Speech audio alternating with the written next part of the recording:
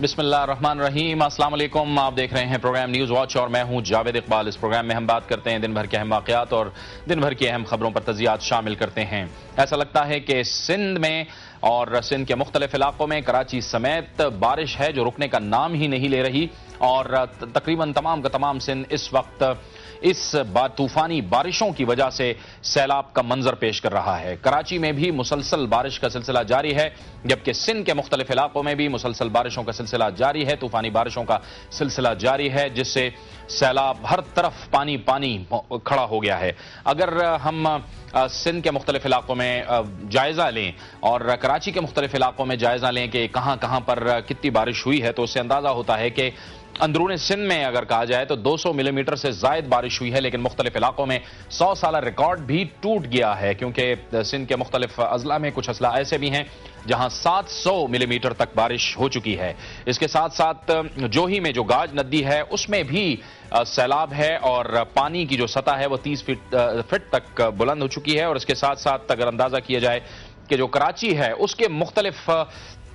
जो इलाके हैं उसमें जो बारिशें हुई हैं उससे जो एक सैलाबी कैफियत पैदा हुई है, जिसमें हमें सामने नजर आ रहा है, बिल्कुल साबित हो रहा है कि जो शहरी जो इंतजामिया है उसके जो इंतजामात थे वो बिल्कुल दरहम बरहम नजर आए और उनका भांडा फूट गया। कराची के मुख्तलिफ इलाकों में जो बारिश हुई है उसके मुताबिक शारा फैसल पर तकरीबन 118 मिलीमीटर बारिश हुई है, नॉर्थ कराची में 106 मिलीमीटर से जायद, यूनिवर्सिटी रोड पर 99 मिलीमीटर और लांढी में 90 मिलीमीटर तक बारिश रिकॉर्ड की गई है। सिंध से जो खबरें आ रही हैं उसमें ताजा तरीन एक खबर यह है कि थरपारकर के इलाके नोकोट में 20,000 अफराद जो हैं वो पानी में फंसे हुए हैं। इसके साथ साथ पाक फौज की तरफ से भी रेस्क्यू ऑपरेशन जारी है, लेकिन इस वक्त सूरत हाल इतनी शदीद हो गई है कि इस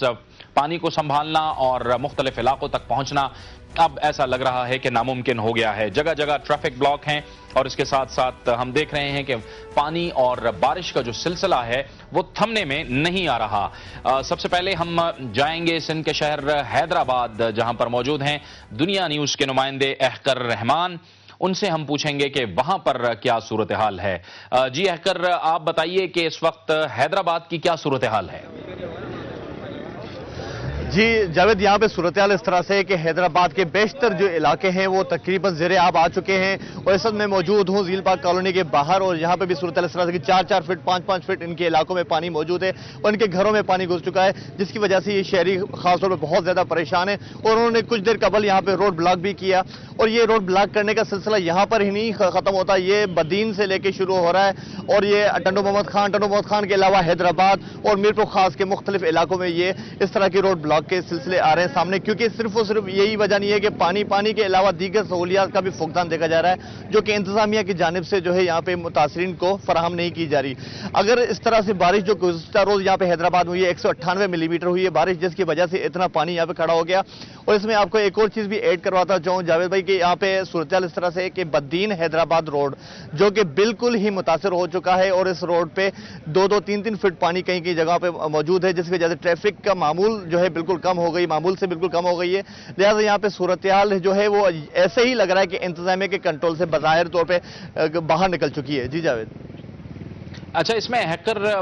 बारिश का जो सिलसिला है वो भी वक्फे वक्फे से जारी है और यही वजह है कि शायद पानी निकाला नहीं जा पा रहा या पानी इस कदर ज्यादा है कि जाहिर है कि अब तो इसके लिए बहुत मुश्किल होगा पानी निकालने का अमल।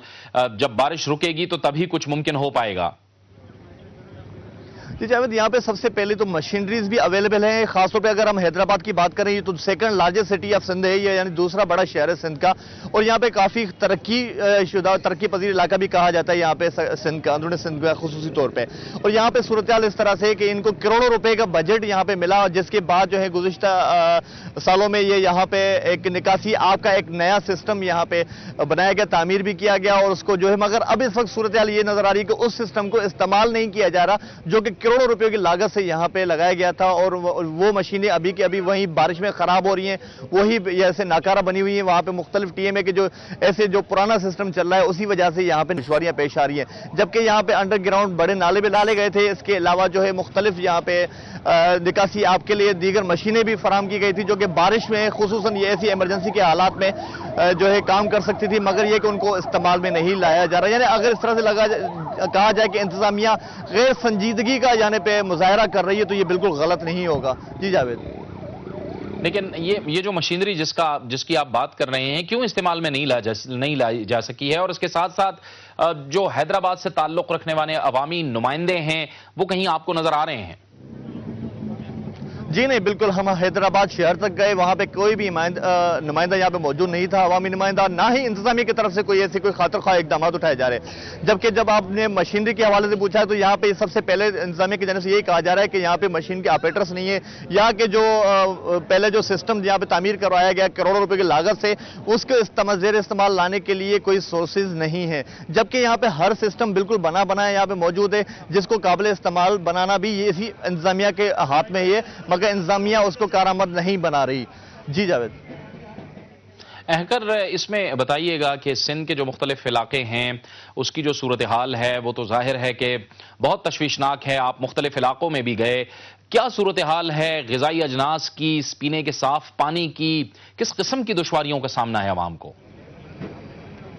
جاوید، حالیہ بارشوں سے سب سے بڑا نقصان جو ہوا ہے وہ ہماری زراعت کو ہوا ہے، یعنی جو ایگریکلچر سائیڈ ہے سندھ جس کے اوپر منحصر کرتا ہے، اور دوسرا جو ہے یہاں پہ کیٹلز یعنی کہ مال مویشیوں پہ ہوا ہے، جس کی وجہ سے کافی یہاں پہ خوراک کی قلت کا سامنا ہے. یہاں پہ دکانوں میں خاص طور پہ کافی ایسی اجناس ہیں جو اویلیبل نہیں ہیں، یعنی فراہم نہیں ہو رہی، اور اسی وجہ سے جو ہے یہاں پہ صورتحال اس طرح سے کہ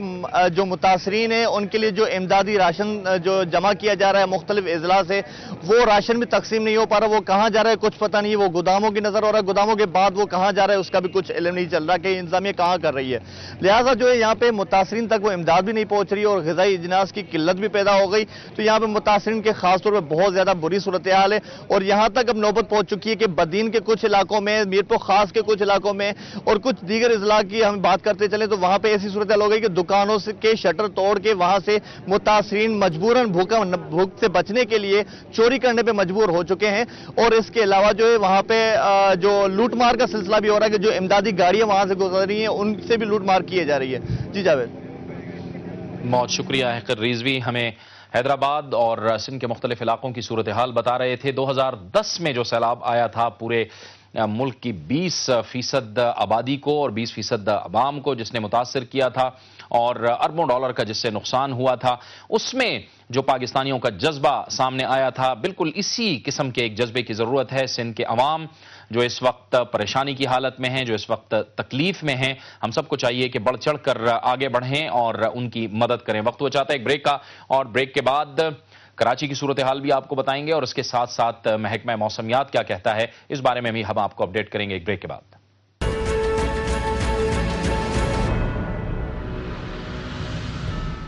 پروگرام نیوز واچ میں ناظرین ایک بار پھر آپ کو خوش آمدید کہتے ہیں. کراچی بھر میں بھی بارش کا سلسلہ جو گزشتہ روز سے شروع تھا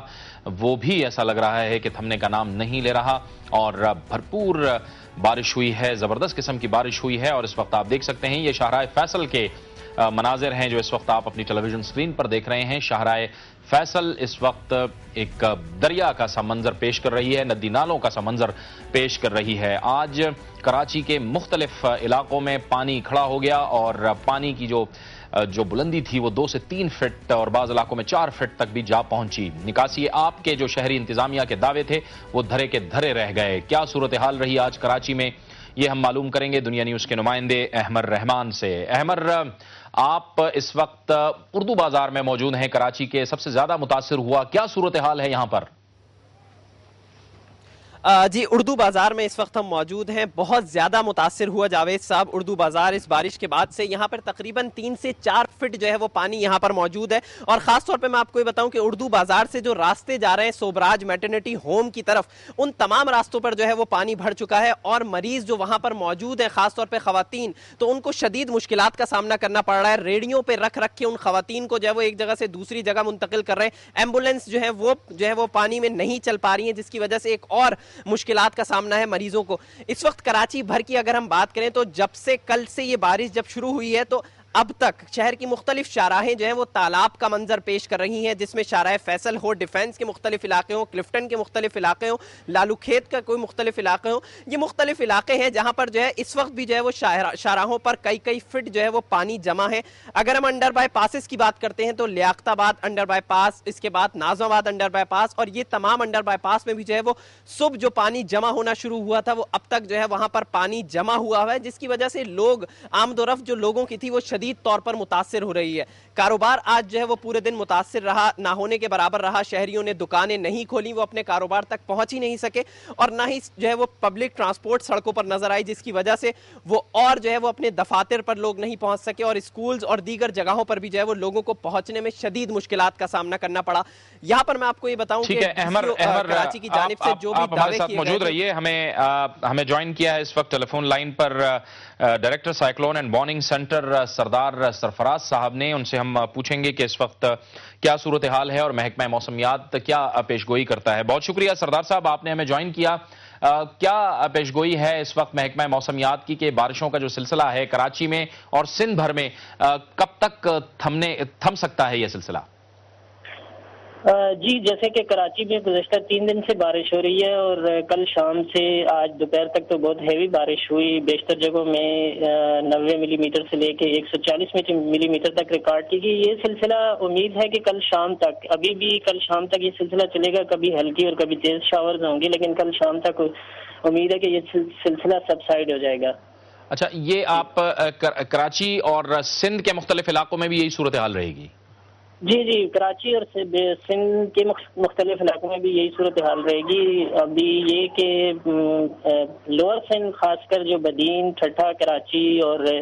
کراچی سے اوپر پھر بادو اور لسبیلا، یہ جو ایریاز ہیں اور ایسٹ بلوچستان کے ایریاز ہیں، ان میں مزید بارش ہوگی. کل شام تک ہوتی رہے گی وقفے سے. اچھا سردار صاحب، یہ جو کل شام تک تو آپ کہہ رہے ہیں کہ سلسلہ کچھ نہ کچھ تھم جائے گا، لیکن اس کے بعد بھی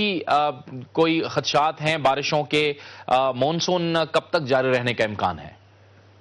جی، مانسون ویسے تو کلائمیٹیکلی 30 ستمبر تک ہمارے یہاں پاکستان میں پریویل کرتا ہے. اس کی کرنٹس آتی رہتی ہیں اور بارش ہوتی ہے، لیکن یہ سلسلہ کل تک جیسے میں نے عرض کیا کہ ختم ہو جائے گا، اور اس کے بعد فوری طور پہ کوئی ایسا سلسلہ نہیں دکھائی دے رہا. آج تک جو ہمارے پاس اویلیبل ڈیٹا ہے اس کی بیس پہ اس کے بعد کوئی ایسا اسپیل نظر نہیں آ رہا. بہت شکریہ سردار سرفراز صاحب. اللہ کرے کہ اس طرح کی جو طوفانی بارشیں ہیں جس سے زحمت بن رہی ہیں وہ نہ ہوں. اور سردار سرفراز کا کہنا تھا کہ اب تک کا جو موجودہ ڈیٹا ہے اس میں ایسی کوئی بات نہیں ہے. ایک بار پھر جائیں گے احمر کے پاس. احمر، اس سے پہلے شہری حکومت کی طرف سے تو دعوے کیے گئے تھے کہ مختلف علاقوں سے جو مختلف علاقوں کی جو ندی نالے ہیں ان میں صفائی بھی کی گئی ہے اور نکاس کا انتظام ہے، لیکن ہم نے دیکھا کہ ڈیفنس جیسے پوش علاقوں میں بھی یہ جو انتظام تھا یا جو انتظامیہ کا جو دعویٰ تھا وہ دھرا کا دھرا رہ گیا. جی بالکل، نالوں کی صفائی کے دعوے جو بارشوں کے مونسون سیزن سے ہی جو ہے وہ کافی عرصے پہلے سے جو ہے وہ شروع کر دیے گئے تھے کہ جی نالوں کی صفائی کا کام شروع کر دیا گیا ہے. تاہم آج جب زوردار بارش جو ہے وہ شہر میں ہوئی ہے تو اس کے بعد وہ تمام دعوے جو ہے وہ دھرے کے دھرے رہ گئے. بارش کا پانی لوگوں کے گھروں میں داخل ہوا، خاص طور پر گرجر نالے کے قریب جو واقع آبادیاں تھیں جو ہم نے اپنے ویورز کو دکھایا بھی صبح میں، وہاں پر گھروں کے اندر جو ہے وہ نالے کا پانی داخل ہوا، جس کے بعد جو ہے وبائی امراض پھیلنے کا بھی جو ہے وہ خدشہ زیادہ بڑھ گیا ہے. تاہم پوش علاقوں میں جس میں ڈیفینس، گلشن اقبال اور ایسے گلستان جوہر شامل ہیں، تو ان علاقوں میں بھی جو ہے وہ پانی جو ہے وہ گھروں تک جو ہے وہ پہنچنے لگا، فٹ پاتھوں تک جو ہے وہ آیا پانی. تو اس کی وجہ سے نالے اور گٹر کھولنے کا اور یہ تمام جو دعوے پہلے کیے جا رہے تھے شہری حکومت کی جانب سے وہ دھرے کے دھرے رہ گئے جیسی بارش تیز ہوئی ہے. تاہم کچھ عملہ جو ہے وہ کچھ مختلف علاقوں میں ہمیں کام کرتا ضرور دکھائی دیا، ان کی کوششیں ضرور دکھائی دی، لیکن وہ اتنی کافی نہیں تھی کہ شہر بھر کا پانی جو ہے وہ ختم کر دیا جائے ان کوششوں کی نسبت. بہت شکریہ احمد رحمان. دنیا نیوز کے نمائندے کراچی سے ہمیں بتا رہے تھے کہ کراچی میں کیا صورتحال رہی. آج دیر بھر کراچی کے مختلف علاقوں میں، کراچی کے اکثر علاقوں میں پانی موجود رہا سڑکوں پر، اور جو سڑکیں تھیں وہ ایک طرح سے نہروں کا، ندی نالوں کا اور دریا کا منظر پیش کرتی رہی. اس دوران یہ دعویٰ کیا گیا تھا انتظامیہ کی جانب سے، شہری انتظامیہ کی جانب سے، کہ مختلف نالوں کی صفائی کی گئی ہے اور اس بار کوشش کی جائے گی کہ پانی نہ ٹھہرے. لیکن ہم نے دیکھا کہ آج کراچی کے مختلف علاقوں میں پانی موجود رہا اور بہت سے علاقے متاثر ہوئے، جس میں کراچی کا اردو بازار سب سے زیادہ متاثر ہوا. 2009 میں اس سے پہلے اس طرح کی ایک بارش ہوئی تھی جس سے اسی सियासी किस्म की बातें सामने आई थी, लेकिन सवाल ये पैदा होता है कि हमारी इंतजामिया क्या करती रहती है। 2009 से लेके आज 2011 2 साल में भी अब तक कोई मुनासिब इंतजामात नहीं किए जा सके। वक्त वो चाहता है एक ब्रेक का, और ब्रेक के बाद हम आपको बताएंगे कि एक तरफ तूफानी बारिशें हैं, सैलाब है, दूसरी तरफ सियासी तूफान भी मच रहा है, सियासी तूफान भी बपा है। इसका हल क्या है? अवामी मसाइल अपनी जगह जूं के तू हैं, इसका हल क्या है? एक ब्रेक के बाद।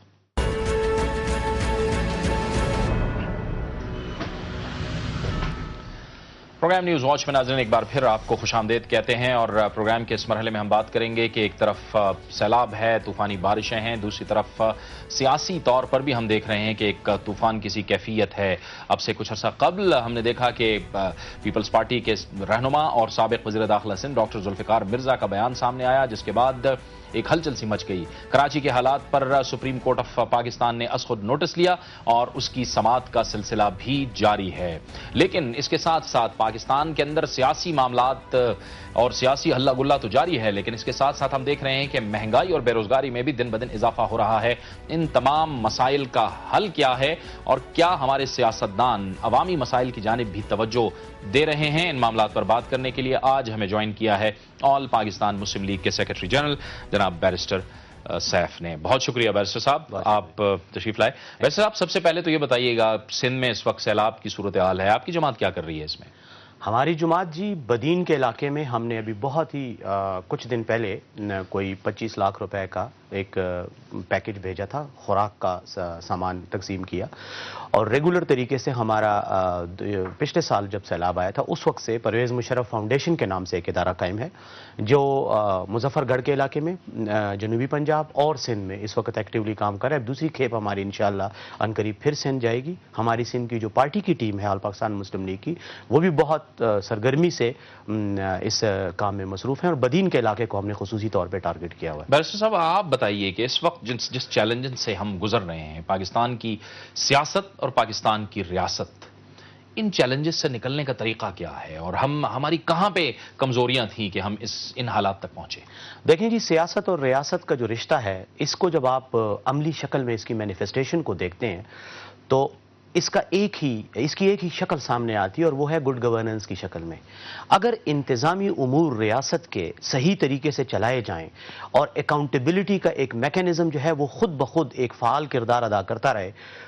कोई कानून की जो दायरा कार हैं उनसे तजावुज़ ना कर पाए, अपनी ड्यूटियां दे और ठीक तरीके से, जिसको उर्फ़ आम में गुड गवर्नेंस आप कह सकते हैं, तो तब ये मसाइल सब, ये जो आपने अभी शुरू में जिक्र किया, महंगाई, बेरोजगारी, बदमनी और ये तमाम मसाइल, ये स्टेट क्राफ्ट के फेलियर के मसाइल हैं। ये जब स्टेट क्राफ्ट का जो निज़ाम है, जो स्टेट का निज़ाम है, जब वो फेल होता है तो ये उस बीमारी के अवामिल इन शक्लों में सामने आते हैं। मैं समझता हूँ कि अगर आप इसमें गवर्नेंस का निज़ाम ठीक करें तो मसाइल हल होंगे, लेकिन गवर्नेंस का निज़ाम उस वक्त तक ठीक नहीं हो सकता जब तक गवर्नेंस का निज़ाम चलाने वाले ठीक ना हो। मुसीबत यह है कि हमारे मुल्क में सियासतदानों के बारे में तो एक फैशन बन गया है कि अगर कोई करप्ट नहीं है तो वो सियासतदान नहीं है। इसलिए जब आप एक अरबाब इक्तदार उन लोगों के हाथ में हो, ज़माम इक्तदार उन लोगों के हाथ में हो जो खुद करप्ट हैं, तो नीचे जो फिर इंतजामिया और मशीनरी होती है वो भी मफलूज हो जाती है, और करप्शन का जो कैंसर है वो फिर आपको गुड गवर्नेंस की शक्ल में सामने, बैड गवर्नेंस की शक्ल में सामने आता है, जिसके फिर अवामिल ये हैं जो आपका कहने का मतलब यह है कि सियासी जमातों के जो लीडरान होते हैं, जो रहनुमा होते हैं, उनका मजबूत किरदार भी बड़ा जरूरी होता है, बड़ा ज़रूरी होता है। लेकिन उसके लिए जो आपने सियासी जमातों की बात की, देखें ये इस्तिलाह पाकिस्तान की किसी सियासी जमात पर आप अप्लाई नहीं कर सकते। मैं समझता हूँ पाकिस्तान की सियासी जमातें नहीं हैं, बल्कि चंद अफराद का एक क्लब है जिसमें अपने मनपसंद अफराद, अपने करीबी रिश्तेदारों को उन्होंने ओहदे दिए, कुलीदी जो ओहदे हैं उन पर उनको फाइज किया हुआ है, और वो उनका अपना एक पर्सनल क्लब है जिसको वो इक़्तिदार को दवाम हासिल करने और ज़ाती और गरोही मफादात के हुसूल के लिए इस्तेमाल करते हैं। अगर ये सियासी जमातों में तब्दील हो जाएं ये क्लब, तो उसमें फिर एक खुद एहतसाबी का निज़ाम, एक शफाफियत का और एक ट्रांसपेरेंट निज़ाम जब तक नहीं आएगा उस वक्त तक आप इसको चेंज नहीं कर सकते। और फिर मैं ये कहूँगा कि इसमें फिर वो गुड गवर्नेंस वाली जो बात है, बुनियादी कुलीदी अहमियत की हामिल ये गुड गवर्नेंस का कंसेप्ट है, वो तभी आएगा जब आप अहल अफराद को बुनियादी जिम्मेदारियां देंगे। अगर आपने नेपोटिज्म, जिसको अकरबा परवरी कहते हैं, अगर आपने जाती पसंद नापसंद और इस किस्म के उसूलों को मेयार बनाकर आपने हुकूमत चलानी है, तो फिर उस मुल्क का भी, उस सियासत का भी और उस रियासत का भी अल्लाह ही हाफिज है। परवेज मुशर्रफ साहब ने ऐलान कर रखा है 23 मार्च 2012 का, वो वापस आएंगे, ایک ایسی صورت میں کہ جب چیف جسٹس صاحب بھی موجود ہیں، اسٹیبلشمنٹ کا آپ کو کیا نظر آ رہا ہے اور عوام کا آپ کو کیا نظر آ رہا ہے؟ کیا آپ کی ایکسیپٹنس ہے؟ کیا وہ اپنے اس کمٹمنٹ پہ پورے اتریں گے؟ وہ واپس آئیں گے ان سارے حالات میں؟ دیکھیں جی، 23 مارچ 2012 کا اعلان انہوں نے کیا ہے، وہ اس اعلان پر اور اپنے اس فیصلے پر قائم ہیں، اور انشاءاللہ اللہ نے زندگی دی تو وہ ضرور 23 مارچ 2012 کو پاکستان میں ہوں گے۔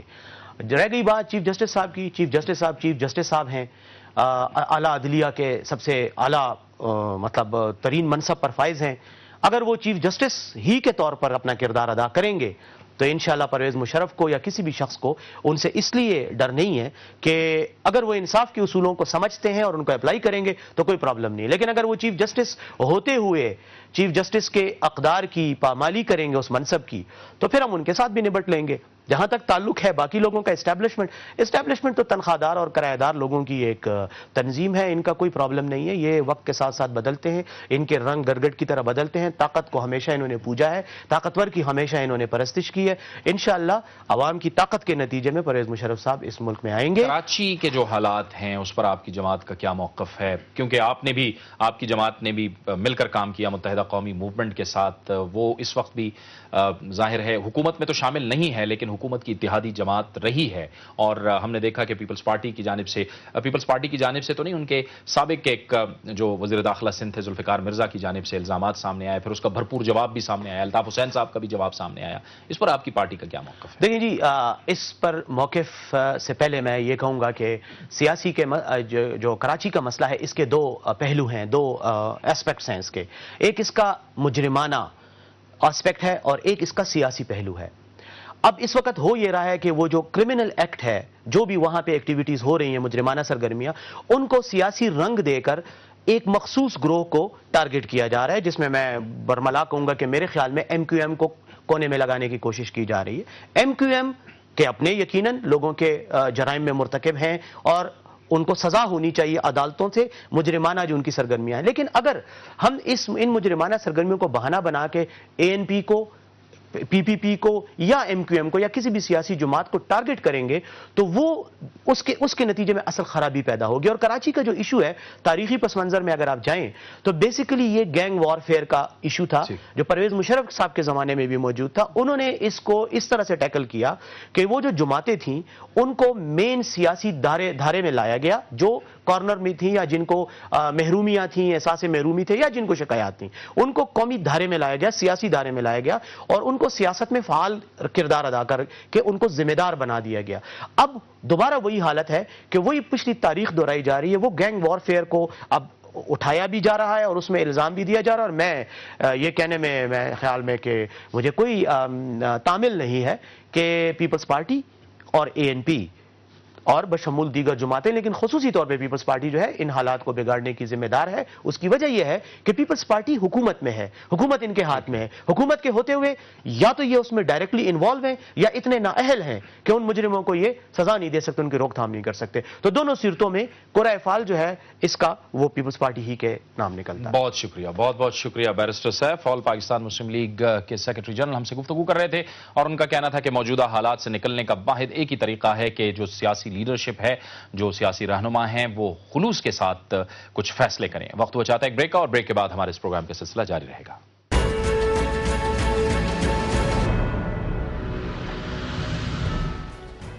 پروگرام نیوز واچ میں ناظرین ایک بار پھر آپ کو خوش آمدید کہتے ہیں، اور پروگرام کے اس مرحلے میں ہم بات کریں گے۔ آج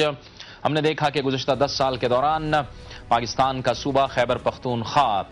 گزشتہ 10 سال میں دہشت گردی کے خلاف جنگ میں بھرپور طریقے سے فرنٹ لائن صوبہ بنا رہا، اور اس دوران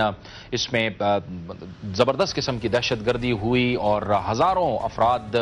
شہید ہوئے دہشت گردی کے مختلف واقعات میں۔ آج ہم نے دیکھا کہ تعلیم دشمن عناصر نے ایک بار پھر حملہ کیا طلبہ پہ، یعنی بچوں کے ایک وین پہ حملہ کیا، اور یہ حملہ ہوا متنی میں یہ حملہ ہوا، اور اس واقعے میں اس وین پر فائرنگ کی گئی، ایک راکٹ بھی فائر کیا گیا، اور جس کے نتیجے میں 3 بچوں سمیت ایک ڈرائیور سمیت 5 افراد اس واقعے میں جاں بحق ہو گئے اور متعدد بچے اس واقعے میں زخمی ہوئے، لیکن اس کے باوجود وہ بچے جب زخمی حالت میں ہسپتال میں پہنچے، ان کا یہ عزم تھا کہ وہ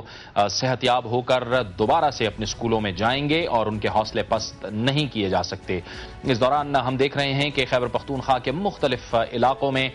بشمول فاٹا کے جو مختلف علاقے ہیں ان میں تعلیمی اداروں کو زبردست قسم کا نقصان پہنچایا گیا، مختلف اسکول، مختلف کالجز کو بارودی مواد سے اڑایا گیا، لیکن اس کے ساتھ ساتھ خیبر پختونخوا کی حکومت کوشش کر رہی ہے کہ ان تمام اسکولوں کو بھی دوبارہ کھڑا کیا جائے، ان تمام اداروں کو دوبارہ کھڑا کیا جائے اور اس کے ساتھ ساتھ نئے تعلیمی اداروں کا قیام بھی عمل میں لایا جائے۔ عبدالولی خان یونیورسٹی مردان کی خیبر پختونخوا کی ایک ایسی ہی ایک سرکاری یونیورسٹی ہے جس کا قیام اب سے 2 سال قبل عمل میں آیا ہے۔ کس حد تک یہ تعلیمی ضروریات کو پورا کرے گا خیبر پختونخوا کے، اور ایک بار پھر وہ معیار جو خیبر پختونخوا کا آج سے کچھ عرصہ قبل تھا، پہلے تھا، وہ دوبارہ کیسے حاصل ہو پائے گا، ان تمام معاملات پر بات کرنے کے لیے ہمیں جوائن کیا ہے پشاور سے عبدالولی خان یونیورسٹی کے وائس چانسلر جناب پروفیسر ڈاکٹر احسان علی نے۔ بہت بہت شکریہ ڈاکٹر صاحب۔ آپ سب سے پہلے تو یہ بتائیے گا کہ کس حد تک کام کیا ہے آپ نے اس یونیورسٹی کے سلسلے میں؟ گزشتہ 2.5 سال میں جب مردان میں اس موجودہ حکومت نے، امیر حیدر خان ہوتی صاحب نے اس کی بنیاد ڈالی عبدالولی خان یونیورسٹی کی،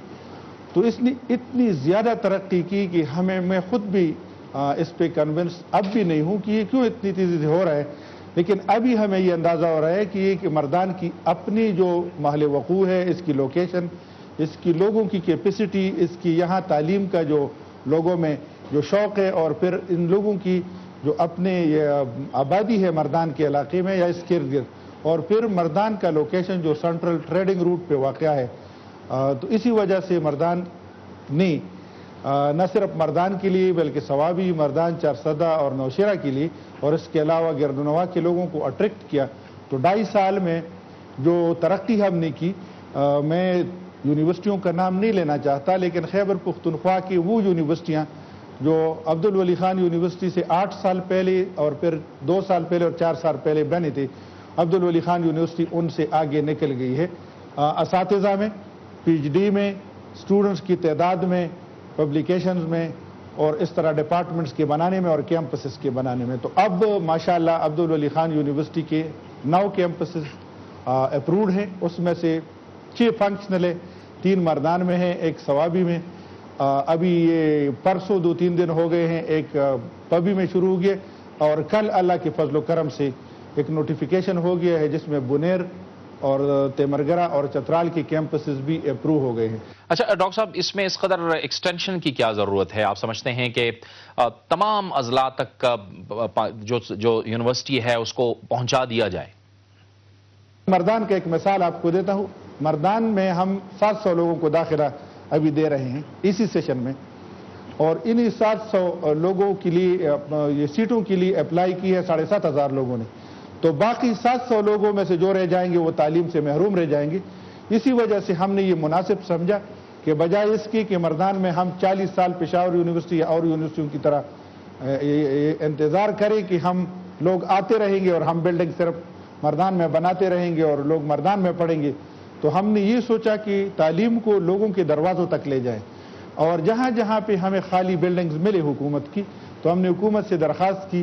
کہ وہ بلڈنگز ہمیں دیے جائے تاکہ تعلیم کو ہم ان کے ڈور سٹیپس تک لے جا سکیں۔ اور اسی وجہ سے یہ ابھی سامنے آ گیا ہے کہ ہمارے ایک چھوٹے سے کیمپس کو، مثلا شنکر کو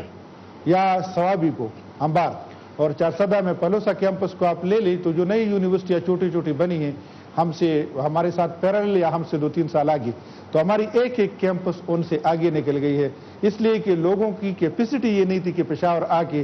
200 کلومیٹر دور، 100 کلومیٹر دور ہاسٹلوں میں رہے، پیسے لگائیں، تو لوگوں کو ہم نے دروازے تک تعلیم پہنچا دی۔ اسی وجہ سے ابھی لوگ عبدالولی خان یونیورسٹی سے بہت خوش نظر آتے ہیں اور ہمیں انکریج کرتے ہیں، جہاں بھی ہم جاتے ہیں لوگ یہ نعرہ لگاتے ہیں کہ یہاں بھی ایک کیمپس کھولا جائے۔ अच्छा, इसमें डॉक्टर साहब अहम बात यह है कि जैसे कि आपने फरमाया कि मुख्तलिफ इलाकों तक आप इसकी एक्सटेंशन कर रहे हैं और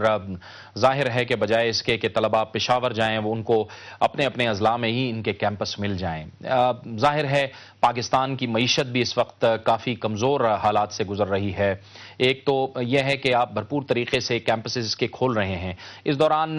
जो बिल्डिंग आपको नज़र आती है जिसमें कुछ नहीं होता आप उसको एक्वायर कर लेते हैं, और इस हवाले से कोई ब्यूरोक्रेटिक रुकावट या इंतजामी सतह पे कोई रुकावट तो आपको आपके सामने नहीं आती? मैं सारे सूबे की हुकूमत का और तमाम सिविल सर्वेंट्स का मशकूर हूँ। जैसे भी मेरा स्टाइल रहा है उन्होंने, अगरचे ये होता है, ये हमेशा होता है हमारे कल्चर में, ये होता है कि अगर आप किसी को घर बनाते हैं तो आपका भाई कहेगा कि ये घर मेरा है और अपने लिए नहीं बनाएगा। आपको हमेशा लोग धक्का देंगे कि किसी ऐसी जगह तक जाएं कि जहां अपने लिए आप बनाए, लेकिन वो खुद उसमें, तो हर आदमी ये चाहता है, हर डिपार्टमेंट ये चाहता था कि उनके साथ सहूलतें रहे। लेकिन हमें 2-3 डिपार्टमेंट्स ने, एजुकेशन ने और ये एलिमेंट्री एजुकेशन ने और इंडस्ट्री डिपार्टमेंट ने काफ़ी बिल्डिंग्स ऐसी दिए। हमने भी वो बिल्डिंग्स उनसे लेने की कोशिश की जहाँ पे वो वीरान पड़े थे, जहाँ पे कोई वो घास मास उग गए थे या वहाँ पे कोई जानवर लोग अपने लिए पालते थे। मसलन 1-2 कैंपसेस हमने ऐसे बनाए हैं जहाँ पे वो लोग भैंसे पालते थे और बकरियाँ पालते थे। तो उससे बेहतर तो यही है कि हमने वहाँ को, मसलन शंकर का मिसाल ले ले, शंकर जब हमें मिल रहा था तो उसमें 48 भैंसें थी। तो भैंसों से मैं समझता हूँ आजकल शंकर में हमारे 45 या 46 PhDs असातिज़ा पढ़ा रहे हैं और उसकी 6 साइंस के डिपार्टमेंट जो हैं वो सूबे की किसी भी, बल्कि मुल्क की किसी भी यूनिवर्सिटी के डिपार्टमेंट से मुकाबला कर सकते हैं। तो ये जो कन्विंस करने का तरीका है जावेद साहब, आपको अंदाज़ा है कि ये आपके तरीके पे डिपेंड करता है कि आप किस तरीके से लोगों के पास जाते हैं। मैं ये एक बात यहाँ जो लोग सुनने वाले हैं इनकी गोश्त गुजार करना चाहूँ कि हमारे मुल्क में, पाकिस्तान में और हमारे सूबे में और हमारी हुकूमत में अब भी बहुत ज़्यादा कैपेसिटी है कि हम अपने इदारों को बना सकें, बशर्त ये कि हम खुद अपने को बनाने की कोशिश कर सकें। मैंने कभी हर्डल्स नहीं देखे। मैंने MMA गवर्नमेंट के साथ भी काम किया, VC हुकूमत के साथ काम कर रहा हूँ, लेकिन कभी मुझे किसी ने मेरा रास्ता नहीं रोका, इसलिए कि मैं उनको कन्विंस करता हूँ, उनको बताता हूँ कि ये चीज़ ऐसे है, ये बेहतर होगा हमारे लिए, ये हमारे लिए सहूलत होगी, आपके लिए हम ये करेंगे। अभी भी मैं फॉरेस्ट डिपार्टमेंट से आ रहा हूँ तो उनके साथ भी हमारे मुज़ाकरात रही है कि हम एक समर कैंपस खोल रहे हैं। उनको जब पहले तो उन्होंने कहा कि हमारे पास जगह नहीं है, लेकिन जब हमने उनको कन्विंस किया तो उन्होंने मेरे साथ मशवरा किया कि हम 2-3 हफ्ते में जाके अपने लिए कोई जगह ढूंढ ले और वो हमारी मदद करेंगे। अच्छा डॉक्टर साहब, इसमें अहम बात यह है कि मायार तालीम को जो हमेशा ऊंचा रखना है, किस तरह से मायार तालीम बैनुल-अक़वामी जो मायार तालीम है उससे वो कम्पीट करे, इसका भी लिहाज और ख्याल रखा गया है? ये आपने बहुत बड़ी बात की है। जहाँ तक मेयार की बात है तो वो, अगर आप यूरोप के साथ अपने मेयार को कंपेयर करना चाहते हैं या अमेरिका से, तो वो तो हमें बहुत अरसा काम करना पड़ेगा तभी वो होगा। लेकिन इसके साथ साथ आपकी गोश गुजार करूं कि तालीम का मेयार 2-3 चीज़ों से होता है। एक उनकी फैकल्टी, एक उनके लेबॉर्ट्रीज, उनके लाइब्रेरीज, और फिर उनकी स्टूडेंट्स, और फिर नज़्म-ओ-नस्क़ एडमिनिस्ट्रेशन और उसको जो सहूलतें लोगों को आप प्रोवाइड करते हैं, यूनिवर्सिटी की फाइनेंशियल कैपेसिटी। उसमें अगर आप देखें तो हमारी यूनिवर्सिटियां, आपको अंदाज़ा है कि जब हमारे लोग MA कर लेते हैं तो बाहर जाके उनको BA के बराबर तस्वर किया जाता था, लेकिन गुज़िश्ता 4-5 सालों से हमने 4 ईयर्स बैचलर्स प्रोग्राम शुरू किया है। और सबसे पहले हमने हज़ारा में शुरू किया, फिर पेशावर में बाद यूनिवर्सिटियों ने और इंस्टीट्यूशन ने शुरू किया। अभी तकरीबन 80% 80% यूनिवर्सिटियों ने 4 साल 20 प्रोग्राम शुरू किया है और फिर उसके बाद 2 साल का MS होगा। वो बिल्कुल हम बैनुल-अक़वामी मेयार के मुताबिक जा रहे हैं। कुछ मिसालें अभी फिर वो चीज़ें आ जाती है कि जहाँ पे कभी कभी लोग चीटिंग कर लेते हैं, उसके खिलाफ भी हमने एक जिहाद शुरू किया है। हमने इस साल मर्दान में और सवाबी में स्पेशल इंस्पेक्टर, स्पेशल जो वो थे ये टीचर्स बड़े हाई प्रोफाइल के अपॉइंट किए थे। हमने ये सोचा कि खुद उसकी जाके निगरानी की जाए और लोगों को आप आहिस्ता आहिस्ता कन्विंस करेंगे। आप खुद पेशावर यूनिवर्सिटी के स्टूडेंट रहे हैं। एक टाइम पेशावर यूनिवर्सिटी पे 20-25 साल पहले ऐसी भी था, 15 साल पहले, कि वहाँ भी लोग एक रुझान था कि लोग नकल करेंगे, वो चीटिंग करेंगे, लेकिन अब अल्लाह का फजल है تو اسٹینڈرڈ آف ایجوکیشن کا یہی کام ہے کہ ہم اپنے کو زیادہ ایجوکیٹ کر سکیں. ہزارہ میں بھی اپنے ایک مثال آپ کو دیتا ہوں. وہاں پہ ہم نے ٹورزم ایک ڈپارٹمنٹ شروع کیا, تو اس کی کولیبوریشن ہم نے کی بریڈ فورڈ کالج سے, اور بریڈ فورڈ کے کورسز ہم نے اڈاپٹ کیے ہزارہ میں, اور وہی بریڈ فورڈ کے کورسز ابھی ہم نے مردان میں اڈاپٹ کی ہیں, ایگزیکٹلی وہی کورسز جو بریڈ فورڈ یونیورسٹی اور بریڈ فورڈ کالج پڑھا رہا ہے یو کے میں. تو باقی جو چھوٹا موٹا وہ اس میں جو گیپ رہ جاتا ہے وہ ہماری اپنی کیپیسٹی ہے کہ ہماری اسکولنگ, ہماری کالجز, ہماری جو یونیورسٹی میں انوائرمنٹ ہے اس کو ہم نے کچھ کوشش کر کے بہت زیادہ ہم نے محنت کرنی ہے کہ اس کو انٹرنیشنل سٹینڈرڈ کے برابر لا سکیں. بہت بہت شکریہ ڈاکٹر احسان علی ہم سے گفتگو کر رہے تھے. یہ تھا ہمارا آج کا پروگرام نیوز واچ سے جاوید اقبال کو اجازت دیجیے. اللہ حافظ.